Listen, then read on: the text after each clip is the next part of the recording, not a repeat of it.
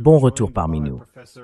Nous avons le grand privilège d'être rejoints par le professeur Jeffrey Sachs pour tenter de comprendre ce qui se passe avec l'OTAN alors que Trump cherche à annexer le Groenland. Merci d'être venu parmi nous. Bien sûr, avec plaisir, Glenn. Il y a environ un an, en février 2025, vous avez écrit que l'Europe avait besoin d'une politique étrangère réaliste, qui comprenne la situation de la Russie, celle de l'Europe, ce qu'est l'Amérique et ce qu'elle représente, et qui cherche à éviter que l'Europe ne soit envahie par les États-Unis. Il n'est certainement pas impossible que l'Amérique de Trump déploie des troupes au Groenland.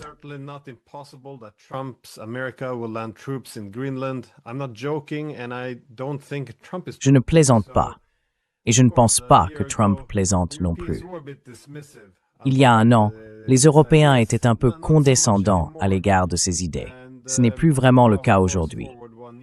Maintenant, un an plus tard, ils sont très indignés, même s'ils ne l'expriment pas forcément très clairement à Trump, car ils se retrouvent à subir les hostilités des États-Unis. Ils ont soudain redécouvert l'importance du droit et des principes internationaux, alors même qu'ils ont contribué à les démanteler au cours des 30 dernières années. Je me demandais donc, comment vous interprétez tout cela? Car après ce qui s'est passé à Davos hier, comment analysez-vous la situation?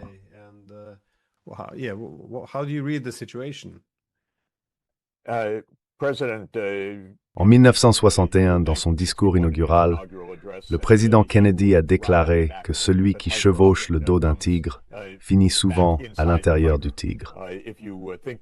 Si vous pensez pouvoir vivre sur le dos d'un prédateur, vous risquez d'être le prochain repas.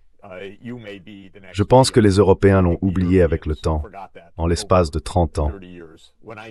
Quand j'ai dit au Parlement européen qu'il devait comprendre ce qu'est réellement les États-Unis, je voulais dire qu'ils devaient comprendre que les États-Unis sont une puissance impériale.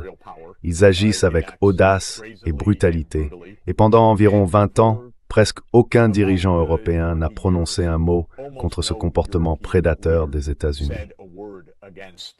That predatory behavior by the United States. As the U.S. invaded one country after another, alors que les États-Unis envahissaient un pays après l'autre, renversaient des gouvernements et jouaient dangereusement en Ukraine, les Européens restaient silencieux.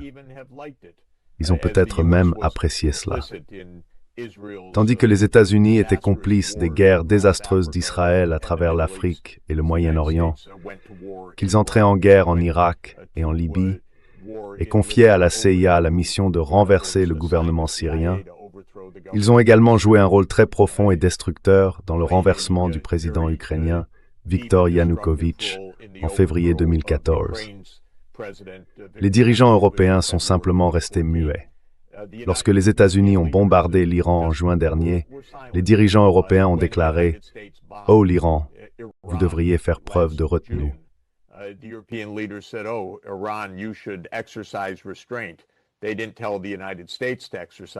Ils n'ont pas dit aux États-Unis de faire preuve de retenue. Quand les États-Unis ont enlevé le président du Venezuela, les dirigeants européens n'y ont vu aucun problème. C'est un méchant, un vrai méchant. Mais ensuite, quand les États-Unis ont dit « Nous voulons le Groenland », soudain c'était « Oh non, c'est pas juste. Et le droit international, il faut respecter les règles. » Et le New York Times a découvert que l'Amérique avait des tendances impériales. Il ne l'avait pas mentionné depuis plusieurs décennies, en réalité. Mais il l'a découvert parce qu'il s'agissait cette fois d'un pays européen et d'un territoire européen. Il y a donc beaucoup de naïveté et d'hypocrisie dans tout ce qui se passe en Europe ces derniers temps.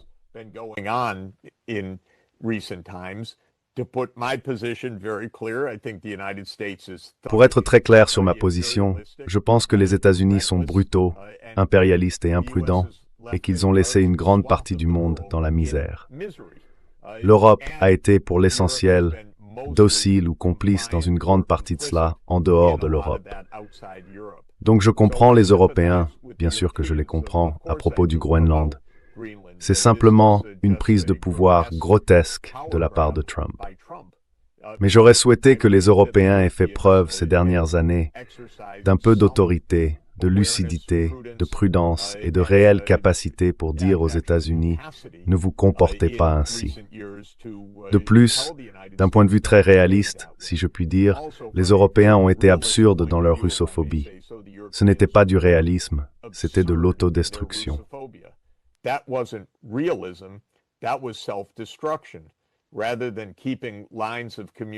Plutôt que de maintenir des canaux de communication ouverts avec la Russie, ils ont tout laissé entre les mains des États-Unis.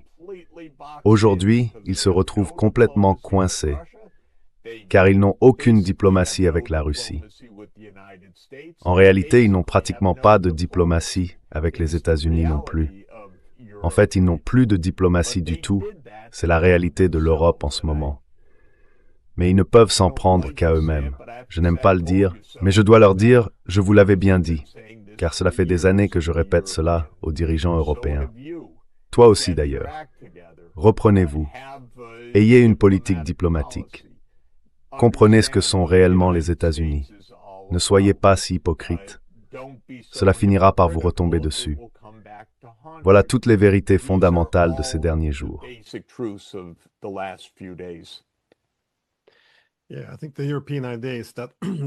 Oui, je pense que l'idée européenne, c'est que, un peu comme pendant la guerre froide, la haine de la Russie devrait unifier l'Occident. Mais le problème, c'est que nous ne sommes pas en guerre froide. Les Américains ne considèrent pas les Russes comme leurs principaux adversaires.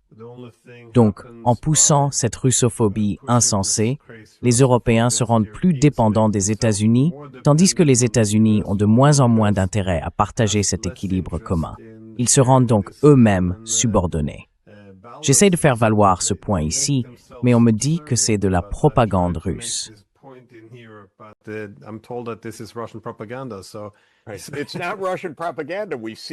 Ce n'est pas de la propagande russe. Nous pouvons voir de nos propres yeux quelles en ont été les conséquences. Une Europe privée de toute sécurité, de toute capacité à débattre des enjeux. Ils courent dans tous les sens, pris d'une panique totale. En un sens, on ne peut pas vraiment leur en vouloir, sauf qu'ils ont eu de nombreux avertissements à ce sujet, y compris celui que je leur ai donné en février dernier. Mais bien sûr, toi et moi lançons ces avertissements depuis de très nombreuses années.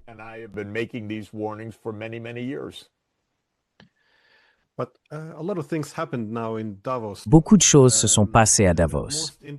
Le discours le plus intéressant peut-être a été celui du Premier ministre du Canada, Mark Carney. Il a plus ou moins reconnu que tout ce qu'on appelle l'ordre international fondé sur des règles était une imposture, qu'il accordait à l'Occident certains privilèges précis. Ils peuvent invoquer la démocratie libérale et les droits de l'homme pour écarter le droit international. Bien sûr, c'est la prérogative exclusive de l'Occident, un concept hégémonique. Mais maintenant, comme vous l'avez suggéré, ils se retrouvent à l'extérieur, et cela n'est pas acceptable. J'ai trouvé cela assez remarquable, car cela laissait entendre un changement dans l'ordre mondial. Le Canada doit se diversifier. Les Européens, en revanche, ont été beaucoup plus faibles dans leur réaction.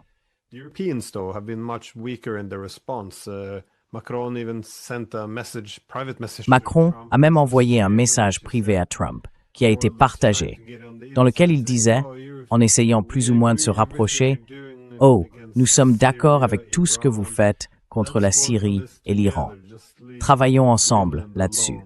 Laissez simplement le Groenland tranquille. » Il essayait donc de revenir dans les bonnes grâces, tandis que le secrétaire général de l'OTAN, Mark Rutte, passait toute l'interview que j'ai regardée à célébrer l'OTAN et à dire que c'était la meilleure chose qui soit jamais arrivée à l'Alliance. En même temps, Trump a partagé un message affirmant que le véritable ennemi de l'Amérique vient de l'intérieur, que c'est l'OTAN. C'est assez remarquable à observer. Mais malgré tout cela, voyez-vous cela comme un signe du déclin de l'Empire américain? Est-ce la fin de l'OTAN, un changement dans l'ordre mondial? Comment interprétez-vous cela? Parce que ce sont vraiment des choses tout à fait remarquables que nous entendons.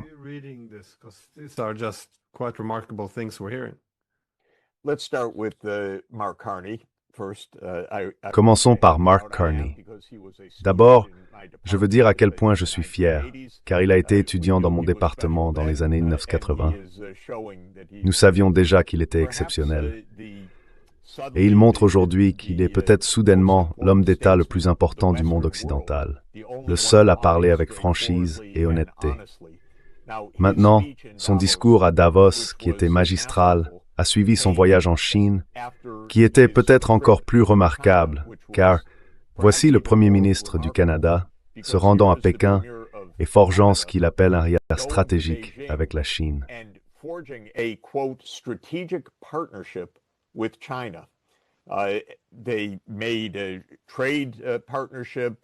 Ils ont conclu un partenariat commercial, un partenariat d'investissement, un plan pour des investissements chinois dans les véhicules électriques au Canada, ce qui est très nécessaire, car l'industrie automobile américaine est en train de devenir pratiquement obsolète, en s'obstinant à miser sur les moteurs à combustion interne.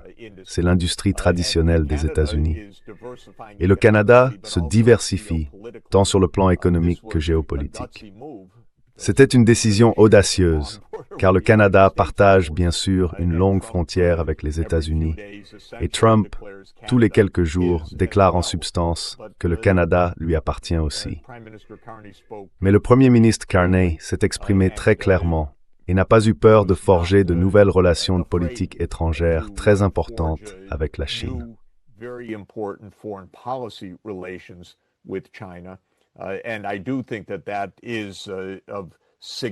je pense effectivement que cela revêt une importance considérable. Je suppose que d'autres l'ont remarqué.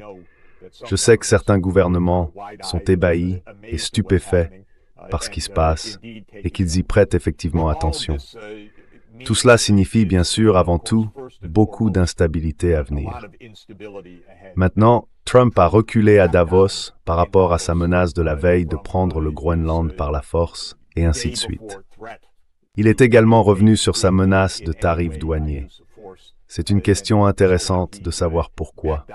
J'ai ma propre petite théorie à ce sujet, et c'est parce que le marché boursier avait chuté la veille. C'est vraiment la seule chose, je le crains, qui contraigne Trump. Il doit satisfaire ses soutiens milliardaires et lui-même panique lorsque la bourse baisse.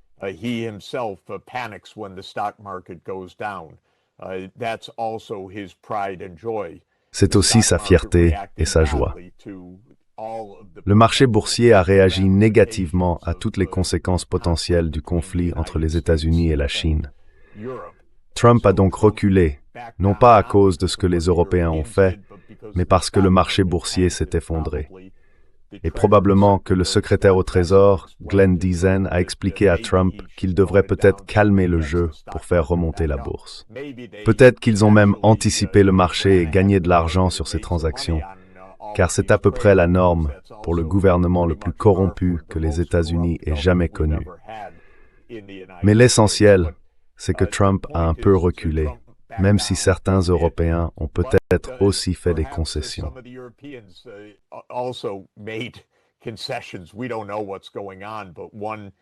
Nous ne savons pas ce qui se passe, mais une rumeur circule en ce moment, ce qui serait scandaleux mais pas impossible, selon laquelle les Européens auraient dit aux États-Unis « Eh bien, vous pouvez avoir la souveraineté sur certaines parties du Groenland sur vos bases. » Cela semble être un des récits qui se répètent actuellement dans les journaux américains. Qui sait ce qui a été dit? Ce n'était certainement pas une véritable négociation menée par qui que ce soit pour l'instant. Donc tout ce qui est rapporté doit, à mon avis, être accueilli avec un scepticisme total quant à sa réelle signification. C'était donc un autre élément du chaos. Je pense qu'il y avait un autre aspect de Davos qui mériterait plus d'attention qu'il n'en a reçu, à savoir une interview du secrétaire au Trésor américain, Glenn Deason, sur Fox Business News.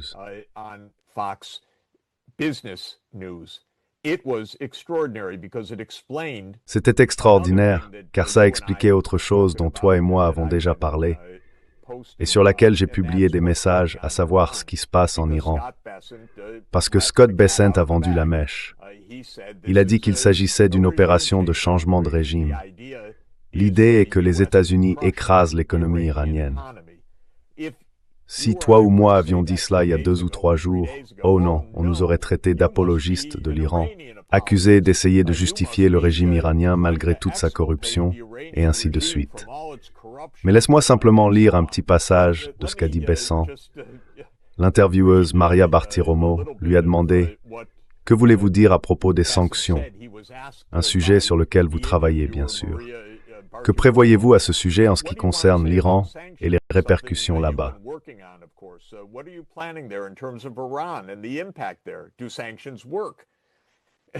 Les sanctions sont-elles efficaces? Bessent déclare « D'accord, il y a des sanctions du Trésor. Et si vous regardez un discours que j'ai prononcé au Economic Club of New York en mars dernier, j'ai dit que je croyais que la monnaie iranienne était au bord de l'effondrement, que si j'étais un citoyen iranien, je retirerais mon argent. Le président Trump a ordonné au Trésor et à notre division OFAC, c'est-à-dire l'Office of Foreign Assets Control, d'exercer une pression maximale sur l'Iran. Et cela a fonctionné, parce qu'en décembre, leur économie s'est effondrée. Nous avons vu une grande banque faire faillite, la Banque centrale a commencé à imprimer de la monnaie, il y a une pénurie de dollars, ils ne parviennent pas à obtenir des importations, et c'est pour cela que les gens sont descendus dans la rue. C'est donc de la diplomatie économique, aucun coup de feu tiré, et les choses évoluent ici de très positives.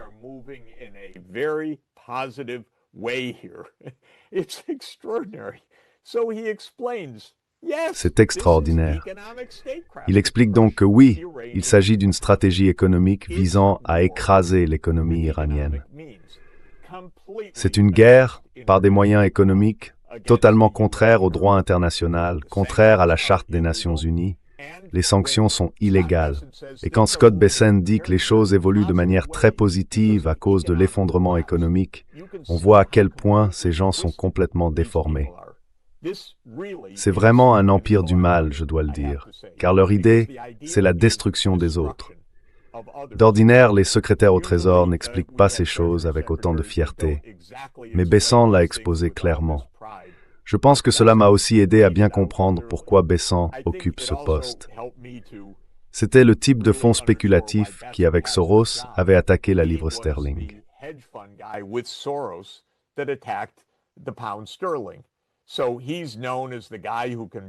Donc, il est connu comme le type capable de faire chuter la monnaie de quelqu'un d'autre.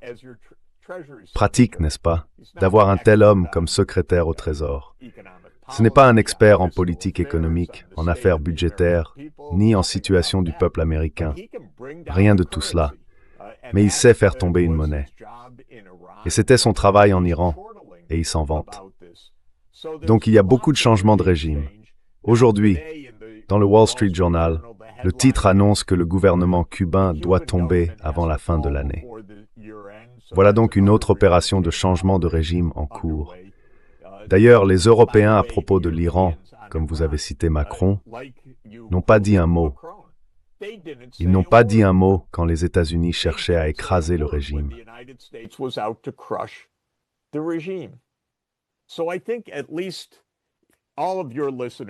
Je pense donc qu'au moins tous vos auditeurs sont extrêmement bien informés.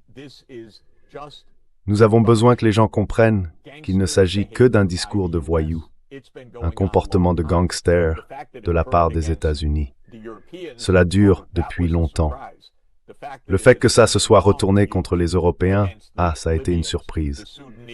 Le fait que ça a été longtemps utilisé contre les Libyens, les Soudanais, les Somaliens, les Libanais, les Irakiens, les Iraniens, les Yéménites, les Palestiniens, bien sûr, eh bien cela n'avait pas attiré l'attention auparavant.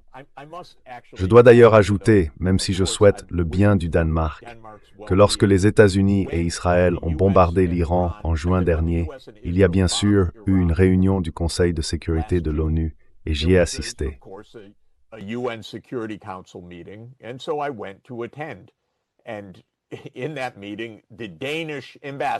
Et lors de cette réunion, l'ambassadrice danoise a réprimandé les Iraniens qui venaient d'être bombardés, simplement pour avoir envisagé une éventuelle riposte.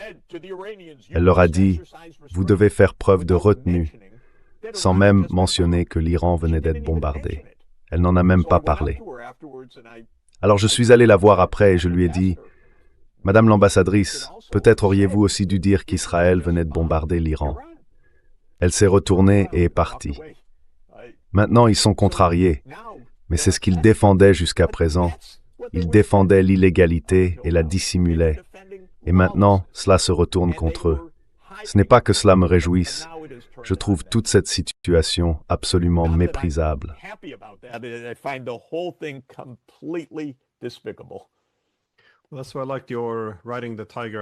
Eh bien, c'est pour cela que j'aime ton analogie du chevauchement du tigre, parce que je pense que c'est l'idée que les Européens ont eue depuis la fin de la guerre froide. Nous allons suivre le projet hégémonique, être le partenaire junior des États-Unis et en gros détourner le regard. Je ne pense pas qu'ils aient réalisé qu'ils ne faisaient que nourrir le monstre et qu'à un moment donné, bien sûr, ils se retourneraient contre ses alliés. Surtout maintenant que le monde devient plus multipolaire. Je pense que cela va au-delà de Trump, car dans un monde multipolaire, il semble que les États-Unis devront accorder la priorité à d'autres régions. J'ai toujours soutenu que nous devrions entretenir de bonnes relations avec l'Amérique, mais pour cela, nous devons diversifier nos liens.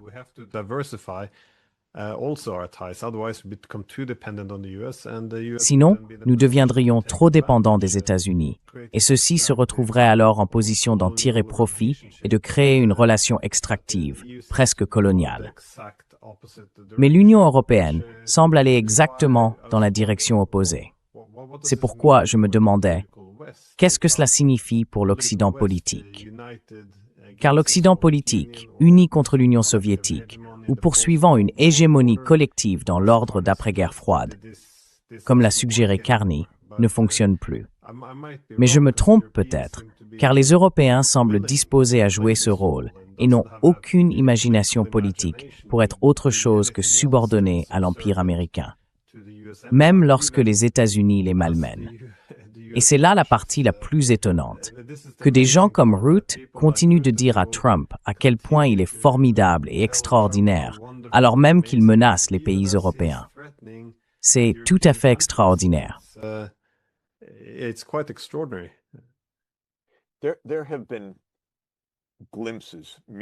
Il y a eu des aperçus, de simples aperçus, je l'admets, mais des aperçus de lucidité. Le chancelier Merz, arrivé au pouvoir en prônant la guerre et battant le tambour presque chaque jour depuis, a déclaré juste avant le Nouvel An que la Russie est un pays européen. Elle possède une culture européenne, et il faudra donc qu'il y ait des relations entre l'Europe, c'est-à-dire l'Union européenne, et la Russie une fois ce conflit terminé. Eh bien, c'était la première déclaration de ce genre que j'entendais, plutôt que l'idée qu'un nouveau mur d'1 kilomètre de haut se dresserait entre les deux camps.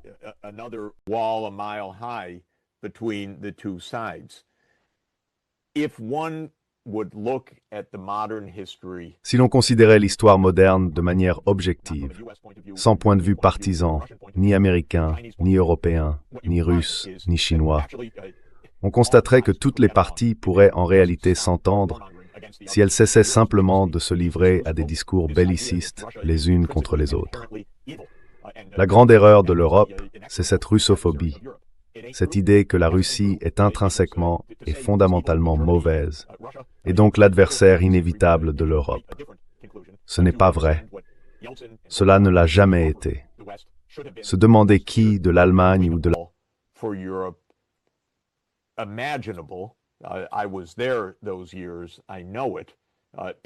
J'étais là à cette époque, je le sais. La paix était absolument possible. Elle était souhaitée par les Russes, sans aucun doute. En fait, Gorbatchev a unilatéralement dissous le pacte de Varsovie et a déclaré que l'Allemagne devait se réunifier, bien sûr, à la condition très claire et explicite que l'OTAN ne s'élargisse pas d'1 pouce vers l'Est. Tout cela aurait pu être réalisé si les deux parties avaient simplement été honnêtes. Mais les États-Unis, bien plus que l'Europe, ont été complètement malhonnêtes durant cette période. Et la russophobie de l'Europe de l'Est, quoi qu'on en pense, pouvait au moins se comprendre, même si je ne la partage pas, mais elle n'aurait pas dû orienter la politique européenne dans son ensemble. Ainsi, l'Europe s'est piégée elle-même, et elle reste piégée.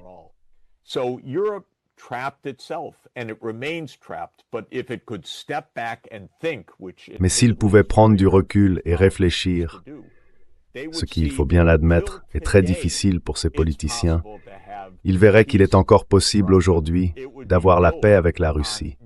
Elle reposerait sur la neutralité des États situés entre l'Union européenne et la Russie, avant tout l'Ukraine. C'était toute l'idée pour parvenir à un règlement pacifique. C'est pour la même raison que l'Autriche a été à la fois neutre et en sécurité pendant toute la période de la guerre froide, parce qu'elle se trouvait entre les deux camps et qu'elle n'a pas perdu sa sécurité en étant neutre. Pas du tout. Elle a renforcé sa sécurité. Il y avait donc des voies à suivre. Il y en a encore aujourd'hui, mais cela exige une approche différente, et les Britanniques sont les plus désespérants à cet égard. The British are the most hopeless in this. They've had the same approach since 1840. Ils ont adopté la même approche depuis 1140. L'Allemagne a toujours été un pays qui comprenait la politique orientale, l'Ostpolitik, de Willy Brandt et de ceux qui lui ont succédé. S'il y avait aujourd'hui un Helmut Schmidt ou un Helmut Kohl, les choses seraient différentes. Même la chancelière Merkel, jusqu'au deuxième jour du sommet de l'OTAN à Bucarest, savait que ce que les États-Unis poussaient était complètement erroné. Ce serait différent. Nous ne pouvons donc pas abandonner et dire que c'est sans espoir. Mais il est urgent que l'Europe comprenne que si elle continue à mener cette guerre contre la Russie, elle ne mènera nulle part dans ce monde, simplement désunie. Une ennemie de la Russie, une ennemie de la Chine, une ennemie des États-Unis, privée d'une économie fonctionnelle. Et c'est la trajectoire actuelle.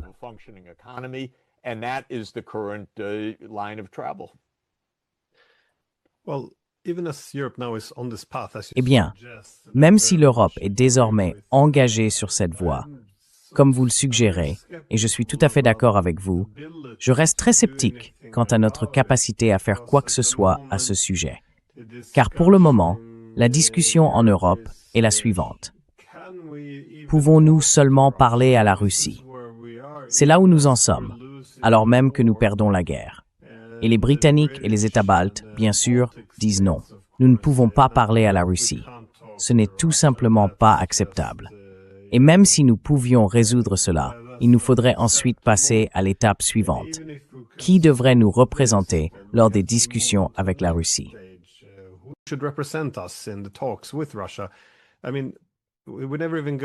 Je veux dire, nous n'allons même jamais en arriver à nous asseoir avec les Russes. Et une fois que nous le ferons, nous partirons du principe que la Russie doit plus ou moins capituler, qu'il doit y avoir une expansion de l'OTAN, que l'Ukraine doit disposer d'une armée de temps de paix forte de 800 000 hommes. Il est vraiment difficile d'imaginer une véritable diplomatie. Je suppose, juste pour conclure, comment expliquez-vous cela? Cette soi-disant diplomatie. Est-ce simplement parce qu'il s'agit de 27 pays qui ne peuvent s'unir que sur la russophobie? Ou comment expliquez-vous l'incapacité à mener une diplomatie élémentaire pour des intérêts nationaux fondamentaux?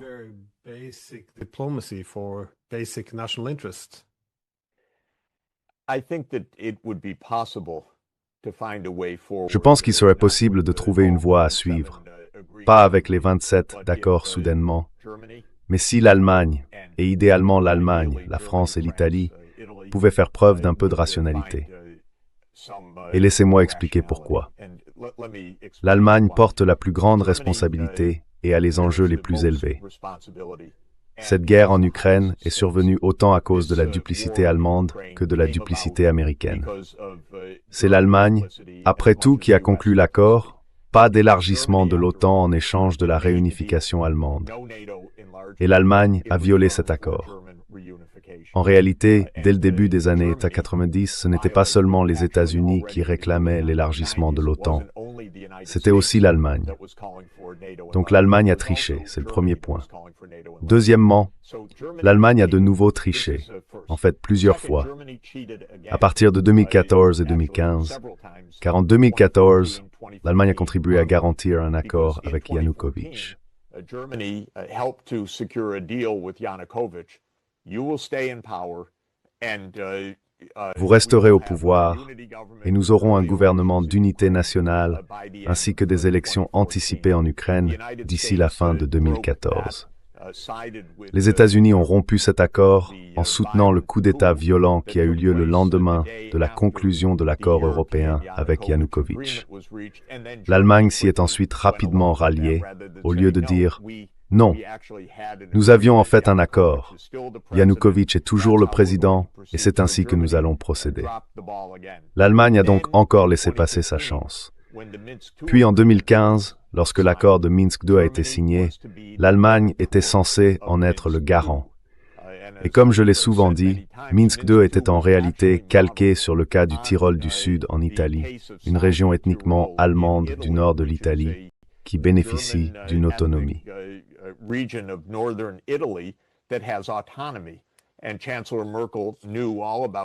Et la chancelière Merkel connaissait parfaitement le Tyrol du Sud, car elle s'y était rendue, ainsi que les politiciens allemands, les politiciens d'origine allemande du Tyrol du Sud. Cela devait servir de modèle pour le Donbass, qui devait bénéficier d'une autonomie. L'Allemagne et la France devaient en être les deux garants. L'Allemagne, encore une fois, a laissé tomber. C'est la chancelière Merkel, je suis désolé de le dire car je l'apprécie. Mais elle a encore laissé tomber. Ainsi, la première manière d'inverser la situation serait en réalité que l'Allemagne le fasse, car elle a véritablement violé ses engagements à plusieurs reprises. Si l'Allemagne le faisait, la France devrait pouvoir en faire autant.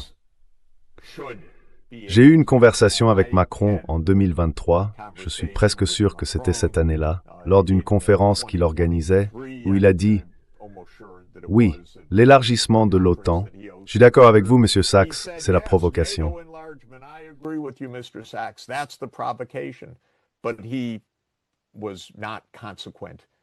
Mais il n'a pas été cohérent dans ses actions à ce sujet. Quant à l'Italie, de manière étrange et intéressante, il n'y a pas de russophobie en Italie. L'Italie est politiquement et socialement en bons termes avec la Russie, en réalité. Mais la première ministre suit l'OTAN ou ses collègues européens. Ce ne serait pas difficile à défendre politiquement en Italie de dire « nous avons besoin de diplomatie ». Si l'on obtenait ces trois grands pays, cela changerait la dynamique en Europe assez rapidement. Et d'ailleurs, en Europe centrale, les anciennes terres des Habsbourg, si je puis dire, la République tchèque sous Babiš, la Slovaquie sous Robert Fico et la Hongrie dirigée par Viktor Orban, tous sont favorables à la diplomatie.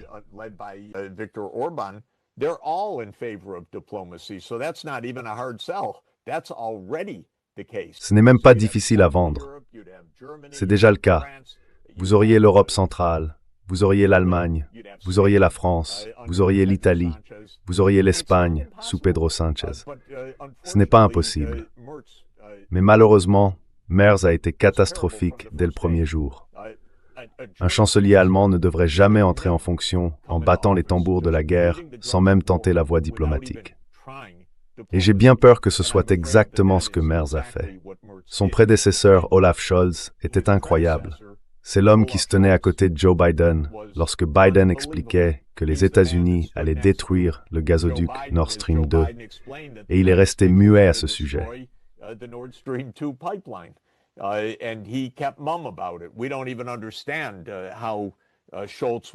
Nous ne comprenons même pas comment Scholz a pu être un tel échec. Les États-Unis avaient-ils quelque chose contre lui? Nous n'en savons rien. Mais le fait est que la direction allemande a été extraordinairement faible et trompeuse, je dirais à des moments clés de cette affaire.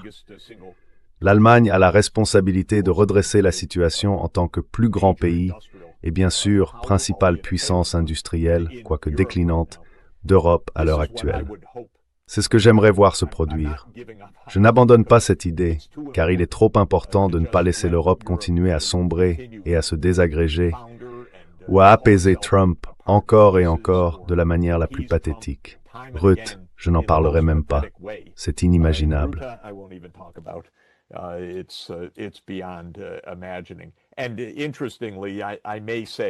Et fait intéressant, je peux dire, en passant, que Jens Stoltenberg de votre pays, qui est maintenant ministre des Finances et qui a été secrétaire général de l'OTAN et que je connais depuis des décennies, Je crois avoir raison de dire qu'il a récemment déclaré qu'il était temps de parler aux Russes. Jamais il n'aurait dit cela lorsqu'il était secrétaire général de l'OTAN. Et lorsqu'il a quitté ses fonctions de secrétaire général et qu'il a commencé à dire des choses différentes de ce qu'il disait auparavant, j'ai parlé à un dirigeant politique et je lui ai demandé « Que se passe-t-il avec Jens? Pourquoi n'a-t-il pas dit cela quand il était secrétaire général ?» Et on m'a répondu « Eh bien, Jeff, quand il était secrétaire général, pour qui travaillait-il ?»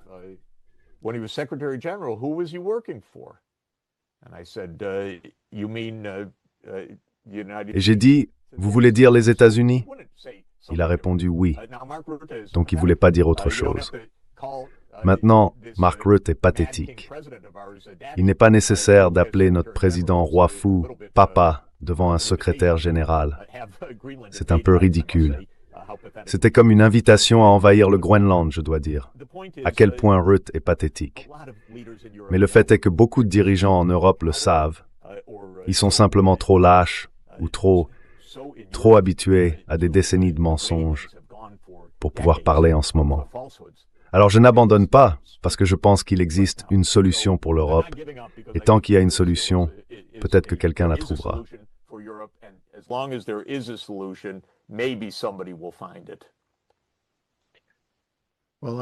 Eh bien, j'espère que malgré cette période troublée, je pourrai encore garder un peu d'optimisme.